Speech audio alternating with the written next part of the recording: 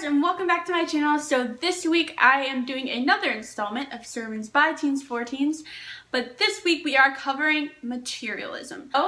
I am making this video just showing you God's view on materialism and why as Christians God doesn't tell us to be materialistic or have overwhelming connections to things in the world. So let's get started. The first scripture is 1 Timothy 6:7, and that reads, "For we brought nothing into the world, and we can take nothing out of it." So this scripture is basically saying we brought nothing into this world. The only thing we brought was ourselves. So when we die and go up to heaven, we're not going to be able to take anything. So why do we work so hard down here to get the newest phone, to get the newest game, to get the newest shoe or whatever? List goes on and on.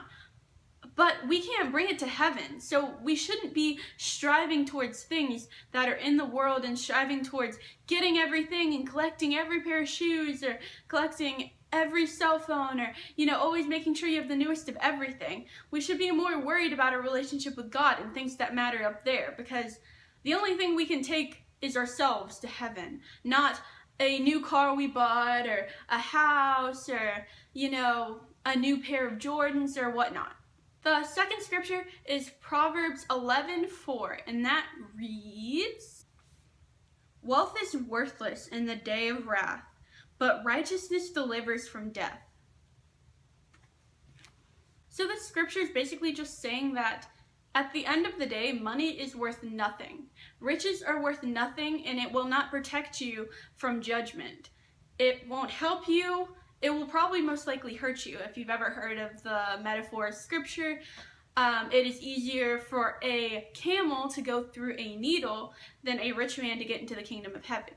So it's the same principle here. It is easier to not be wealthy and not always strive to have the best and the latest things, shoes, cars, whatever. It's better to strive for righteousness, because righteousness is the only thing that will save us from death. You cannot bribe God. He created everything. The third scripture is Ecclesiastes 6:9 in the NLT version, which is New Living Translation, and that reads, "Enjoy what you have rather than desiring what you don't have. Just dreaming about nice things is meaningless, like chasing wind." So just like the scripture says, be thankful for what God gives you instead of trying to chase after things that you don't have, because it's just useless even thinking about things that you don't have, going, "Oh, I want the new iPhone," or "Oh, I want the new this, that, and the other," because there's always going to be new things, and if we try to wish for them and hope they happen, it's meaningless. It's a waste of time. It's God saying, it's like chasing the wind. Just imagine seeing someone run and you're like, "What are you running towards?" It looks like you're trying to get something. And they're like, "Oh, I'm trying to get the wind." You would look at them like they're crazy. And God's saying it's the same thing for people who chase after materials. If we're chasing after the new phone, the new thing, everything's always coming out. There's like a new phone, every year, every 2 years? You're just chasing the wind. It's like you're never going to completely get there. There's no, achievement. It will always be outdated. Everything gets outdated in time. So God's saying that instead of focusing on everything that we don't have, we should focus on what we do have, and we should be grateful for that. Because also in some situations, God gives us what we need. If we don't need it, He probably didn't give it to us. So He's probably saying, you don't need new shoes. You have 10 in your closet. You don't need a new phone. Your phone works perfectly fine. Things like that. He gives us what we need, and He knows what we need. So if we don't have it, maybe it's just that we don't need it.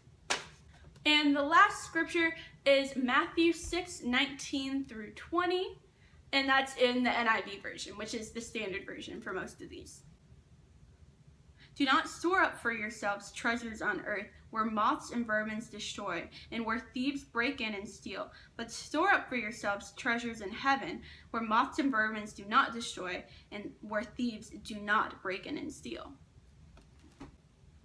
So here it's basically saying we should, instead of focusing on storing up for ourselves here and living a comfortable life on earth, where it's basically in jeopardy every day, because who knows if tomorrow your house is going to be broken into, or if there's going to be a flood, or something's going to happen. You never know what's going to happen with material things.